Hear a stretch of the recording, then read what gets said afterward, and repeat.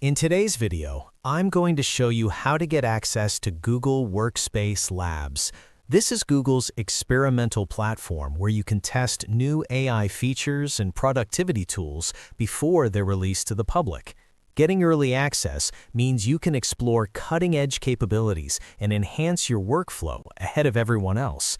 Let's get started. First, open your browser and go to the official Workspace Labs sign-up page at workspace.google.com/labs-signup. This is the official gateway for accessing Google Workspace Labs, so make sure you're using the correct URL. Once you're on the page, confirm that you're logged in to the correct Google account. Access to Workspace Labs is tied to a specific account, so be sure you're signed in with the one you want these experimental features enabled. If needed, switch accounts before continuing. Next, carefully review the privacy notice displayed on the page. Since Workspace Labs includes experimental features, Google provides details about how your data may be used during testing.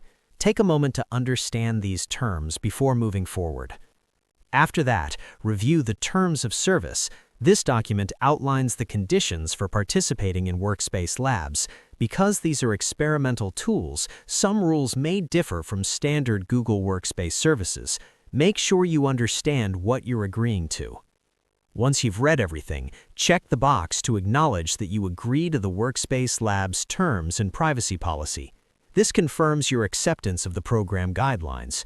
You'll also see an optional checkbox allowing Google to contact you about tips, feature updates, offers, and feedback opportunities. If you'd like to stay informed about new developments and improvements, go ahead and select this option.